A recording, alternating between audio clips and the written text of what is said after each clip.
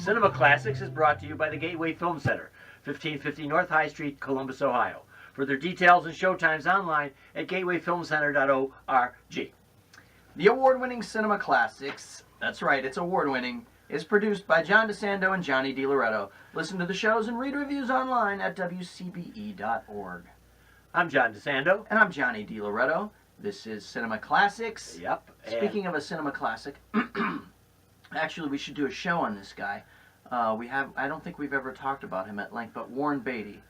Warren Beatty made the recent Oscar telecast quite memorable. It wasn't his fault. It was not, except he had a moment when a guy who was at the top of the heap for producing, directing, and acting didn't quite know what to do. Yeah. You know, and which is just fine with me because it makes him very human, but it allows some other people to diss him for being old. Right, you know? I know. And it's just unfortunate. It is unfortunate. But anyway, yeah. So Warren Beatty, and you'll remember what Woody Allen said. No. Woody Allen said that in the next life, he wants to come back as Warren Beatty's fingertips. Anyway, this is Cinema Classics. That's so ridiculous. Is that Woody or not? Let's get serious. We are the final arbiters. Yeah, we are the final arbiters. And the detritus has settled. Yes. Right? Yes, it is. We're like a couple weeks after. Right. Now, when all is said and done, yeah. I gotta tell you, I enjoyed the Oscars. And I missed them because I have not enjoyed them, and I'm sorry that I missed them. I thought it was great theater from what I could see. But what are the choices? Let's just hit a couple of high points. Obviously, we can't do the whole thing. La La Land versus Moonlight. Yeah, I know that it was going to come down to that. I thought you and I had discussed sort of the momentum Moonlight was picking up. Yeah. There was sort of that little bit of La La Land backlash that was kind of bubbling up. Yeah. For no reason other than, God forbid, people like something. Yeah. Yeah. And I think in another year, La La Land would have won, but post #Oscars So White controversy from 2 years ago now, I think that it was sort of time to rectify that, and they saw that awarding Moonlight Best Picture did that. Sorry here for a second. Yeah, what are you doing? I just want to put the right photo on. What was it? Oh, I have it for our next segment. I don't have it for this one. So I need to put something that looks like it's Oscar winner.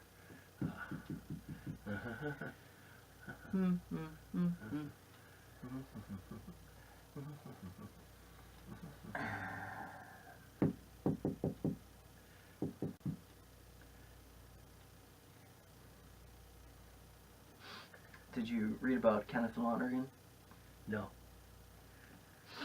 Interesting. What? I'll mention it to you. Okay, good. All right. Yeah, that's it.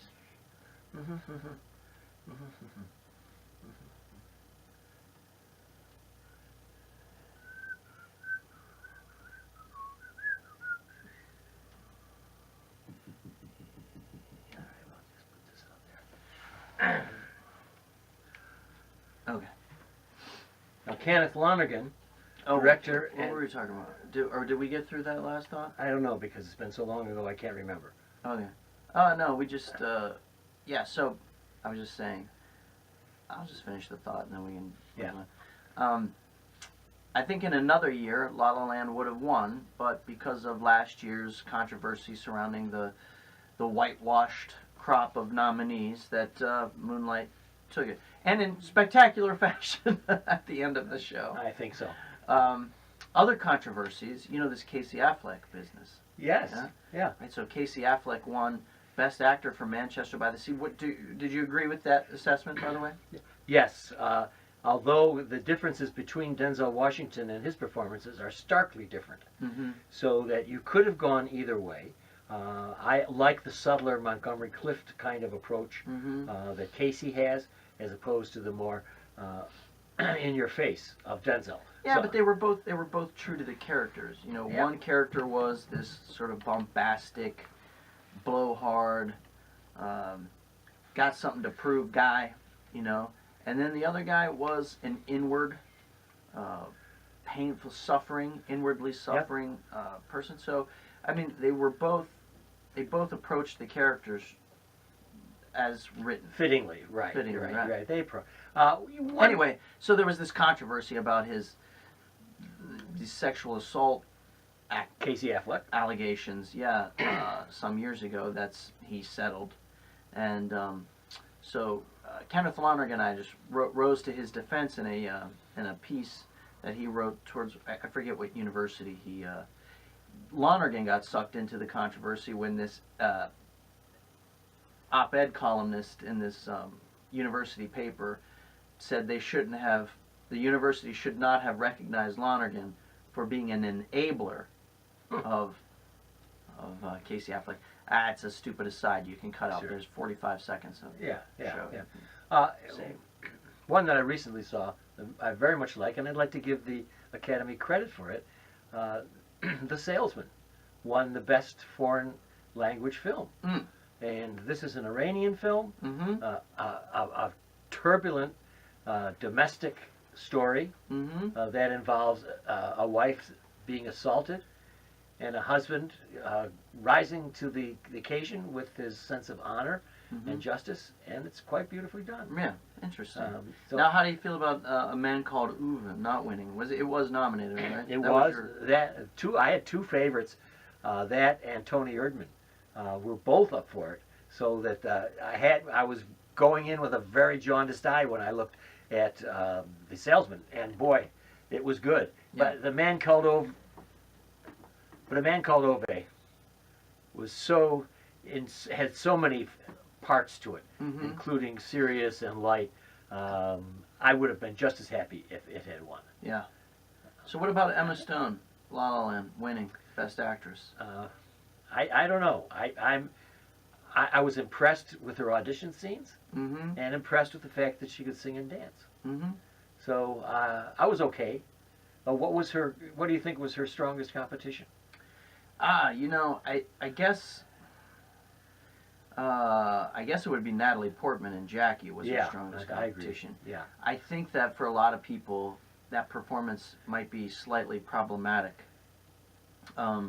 Natalie Portman, as talented as she is, and as impressive as that performance was, she still looks just a little too girlish.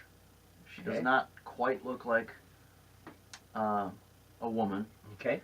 And I think Jackie O's affectation was jarring for a lot of people. It sounded like Natalie Portman was playing Marilyn Monroe. And I know that's actually... That is accurate. It's an accurate affectation. Yes. But I think for a lot of folks, when you're watching it, it kind of gets a little weird, especially coming out of that face. Yeah, and she certainly was one-dimensional in the sense that camera was on her most of the time. So you don't get a sense of range from that. You get a sense of really nailing down an imitation, and in some cases a good interpretation. But you don't have you don't have the range that Emma Stone showed. So I have to concede Emma Stone was a good choice. Yeah. Now, what about Best Supporting Actress? That was the only category where we were certain you wouldn't bet against her. Viola Davis. Oh yeah, what's so stupid? Stupid. No, Who won? Huh? Who won it? Viola Davis. Oh, she won it. Yeah. Oh well, that's right. Of course. Wow. Yeah. Of course. Why are we arguing about it? We're not arguing, but we are going to point out little eccentricities here. She elected to compete in the Best Supporting Actress category when she could have easily won. She could have easily. I don't know what the doubt was at all. Well, who knows? I heard that she played it safe, although the studio was complicit with it. Now you mean she wanted to do that? I use the example always of that's really interesting. Martian being put up in the comedy category last year. That's absurd. Now with its Golden Globes though. But again, right. But again, that same idea. When they're competing, they really want to win that Oscar or that Globe, and they're not as much concerned about the category. And they're smart because to win the Oscar in any category is going to guarantee more box office dollars coming. Got it. Yes. Yeah. And I could see maybe Viola Davis sort of in a moment of humility thinking that she was actually supporting Denzel Washington in that movie. Yeah. Yeah. But in reality, they are equal in that film. Boy, yeah, you can't see that film without knowing how central she is to it, and how equal the two of them are. But Denzel tended to dominate the film anyway. Yeah. Yeah. So, right? Who, best supporting actor? What was that? All right, best supporting. That was Mahershala Ali. Mahershala. Mahershala? I think so. Mahershala? I'll accept that. Mahershala Ali. Yeah. For Moonlight. Right. I think there was no competition in that category. Everybody seemed to know going into it that he was going to get it. Now, I think he's actually getting this for, I don't know, like a very quiet body of work that he's been amassing in recent years. He's offered really solid support to a number of films and television shows like House of Cards, and I think he's been quietly building this sort of, hey, I know that guy. I know that guy's face, And he plays a different role in Hidden Figures.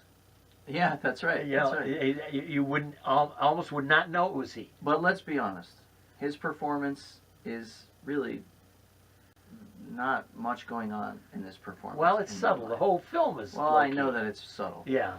But this guy has done more interesting work, probably in lesser-known films.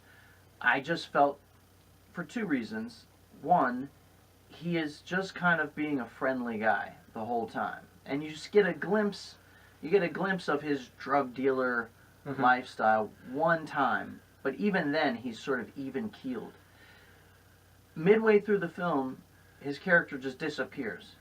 So he never comes back. We never see him, maybe we see him older, wiser, or older, broken, older or something. We don't ever see another side of that character. And so I feel like this was, this category was a bust for me. Okay.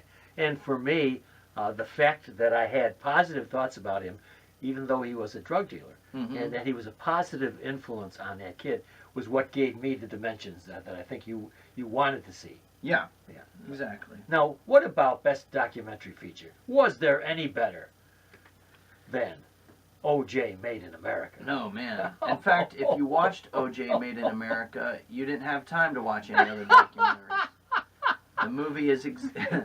The movie is told in real time. O.J.'s life, it's like 67 years long. No, it's a very long documentary. 7 hours, but I'll tell you, if you start it, you're going to want to finish it. And it's not so much about the trial. It's not so much about the trial. It's his life. No, it's about race in America. Yes. In particular, the race relations out west. And, it sort of contextualizes who O.J. Simpson was during the time of the race riots, during the civil rights era, the role he played or did not play, and how his career comes up. It really sort of puts...